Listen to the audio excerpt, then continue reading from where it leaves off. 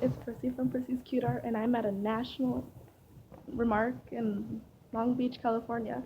It's called Rancho Cerritos. Bye, guys.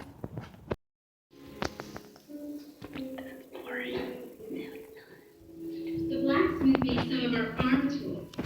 Look, I think I made this. So have it.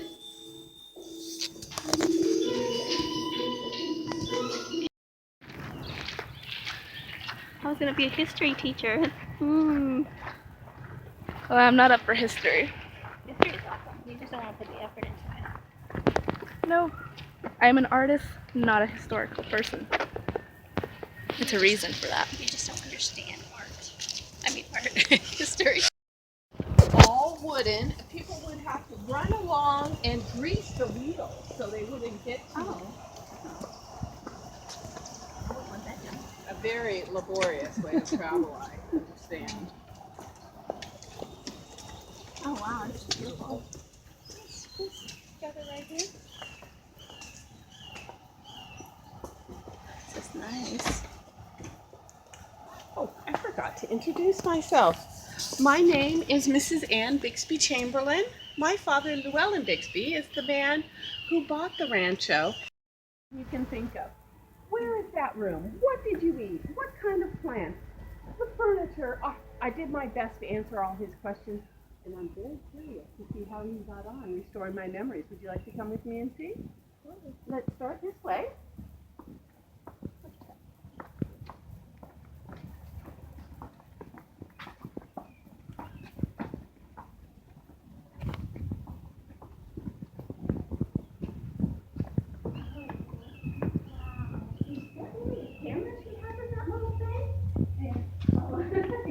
A what? Her phone. A phone? Oh, please, you must be pulling my leg.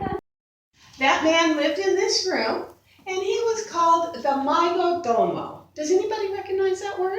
Mayordomo? Uh-huh. What does it mean? I don't know. It means the man who's in charge, the overseer, and it's in Spanish because this was Mexico at that time. And John Temple, an American from Massachusetts, had to become a Mexican citizen to buy the rancho, and he did. He had to convert to Catholicism, so he did. He learned to speak Spanish. Changed when something shiny and valuable was discovered. Gold.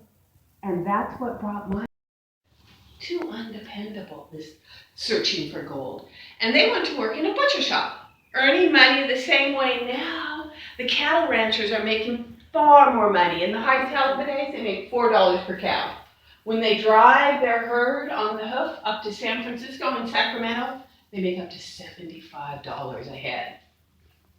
Good days for those cattle ranchers, but they didn't go on for very long. My dad said about 8 years after he came to California, one November day, cooking 6 meals a day. He would make 3 for the family and 3 different ones for the ranch hands because they didn't like the same sorts of food. About once a week, he would come in here to do the laundry. After, he hauled all the water from the well in the backyard to fill up his wash and his rinse. And he had his washboard to scrub the durable items and his posser to agitate and get it all sudsy. And then lucky for him, no more of that tiring wringing by hand. He had the wonderful wringer, and that soapy water would come gushing out. Quick rinse in the rinse water, back through the wringer, up on the line to dry. And then the next day, he would build a fire and heat up all the environments. Feel how he wouldn't do that very often, so he bought large quantities and stored them here. But because of shipping, we had things from all over the world, coffee from South America, tea all the way from China.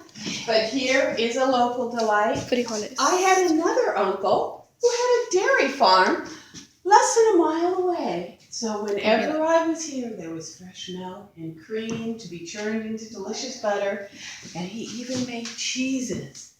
But you know, what I remember so fondly about my Uncle Marcellus's farm is riding my pony across the mesa to visit him, and along the way, there would be all these little owls Una mujer bien loca. standing next next to their burrows, and as I would go by, their little heads would follow my progress along. Yeah. That's because of those specialized vents. Don't let in very much light, because when the blacksmith is working at his forge, he can tell when his metal has heated up to the right temperature by what color it turns. And a very good job. You see they're all marked with that Dewey Decimal System, and there is the card catalog where you can find whatever you want by title, author, or subject. Over here, this is my grandfather, the Reverend Hathaway.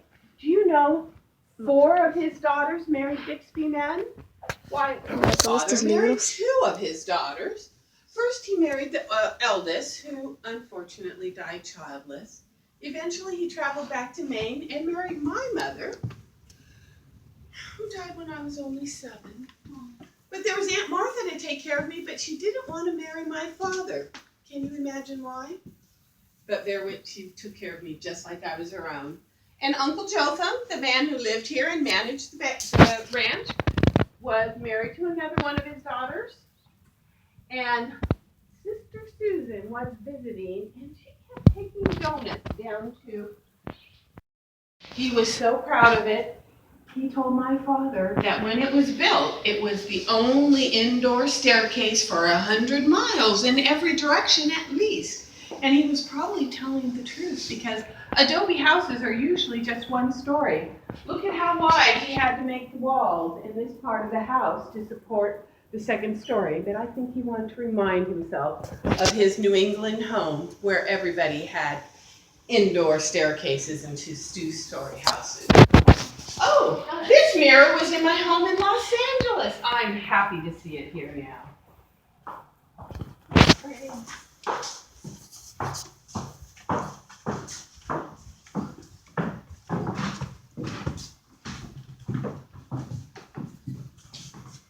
Oh, the dining room. I must say that curator got this table just right. It's exactly how I remember it, with the white tablecloth, the condiment caddy, and always the soup tureen. It was always mutton stew here on the sheep ranch. Rarely did we get to have lamb, because they had a lot of years of living wool, so when they're old and tough and about to die, that's when they could be butchered for dinner. Do you see this sideboard here? A little bit fancy. I don't know how many times I told that curator we had everything we needed at the ranch house, but nothing fancy. This is a working ranch out in the country. This is more like would have been in my home in Los Angeles, but it is of the period, and I understand that he wants to have interesting. When I was a girl, the doorway to the dining room was right through there, and out on the veranda, Aunt Margaret always kept a basin of water. It was well understood we would all wash up when it was time for meals. It's a baby bottle. Un biberón. All Una teta. natural items, the most beautiful to decorate the home with. Mira qué lindo. Look at that one. Doesn't that look just like a painting? Everything's so pretty. Qué hermosura. When I was a girl, the dining room was only about to here, and this space that you're standing in was the bed. Remember my father and my uncle always sitting at, going on and on about business or politics, or playing cribbage, which is not a gambling game. I enjoyed looking at pictures through the stereoscope. Un violín. I could see faraway places I could never hope to travel to. But you can look back into the past and see what I mean about how different the work yard was from how it is today. Look at it. Yes, and here, this piece of tatting reminds me, women, we always had some sort of mending or embroidery to do. So this is actually a picture of the courtyard. Mm-hmm. And it's In all the dirt. 18th? It's not a garden. Right, it was a work yard. What La year? muñeca 18. 72. y la I believe. violín. 22. Interesting. Más escaleras. Mames. Oh my god. Está bien alto. Can you how we children spent our time. We were always finding something out of doors. Cousin Harry was always trying to find birds' eggs to add to his collection. I thought the nests were very interesting, especially this oriole nest. I remember them nesting in the backyard. And here we are. This is me in the center, my sister Sarah, and my cousin Harry and his slingshot. He would try to shoot those birds off their nest so he could steal their eggs. I did not approve. Fishing poles, we would try to go down and be lucky and catch some fish in the river. And look here, I remember when these new manufactured toys started replacing homemade gifts at Christmas. What child would be delighted to find that underneath the Christmas tree? Naturally, I had a school in Los Angeles that I could attend, but out here in the country, Harry had to be schooled at home by Aunt Margaret, and she was so delighted when the Los Cerritos finally opened up, and she could send that rascal off to school. And you see this curious tricycle, powered with the hands and steered with the feet?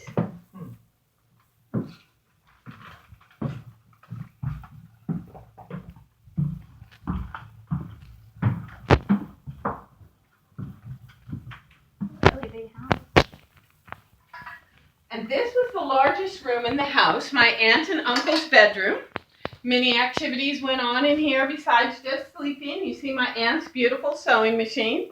Of course, she would make her own clothes. She would get the Harper's Bazaar in the post from the East Coast.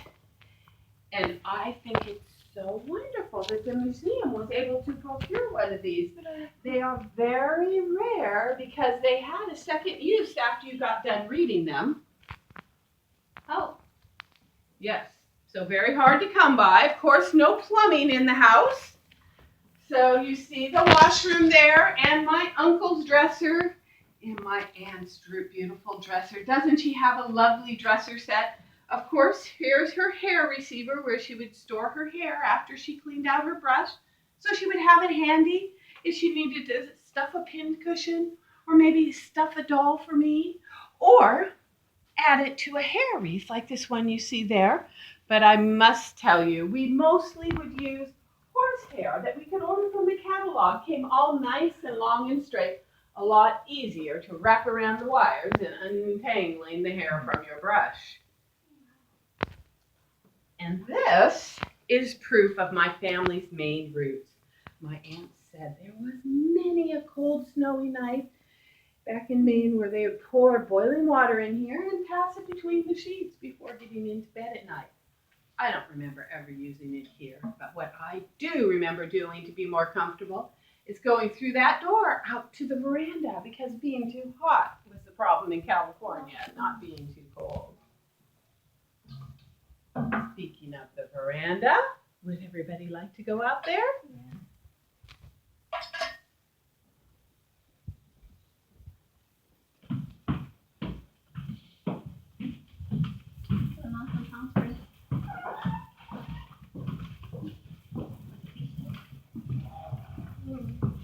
Oh, I used to adore sitting out here and I could hear the waves crashing on the beach and I could see forever. There was nothing in the way of my view like this giant tree here, which is actually two trees my aunt and uncle planted about 1880. Qué lindo es este lugar. Muy But hermoso. I do remember very well that Todos los árboles, tree that the pathway los flores, todo hermoso. Aparte que es historia, y historia no me gusta mucho, pero es lo que está pasando aquí. Pero, mira, qué bonito.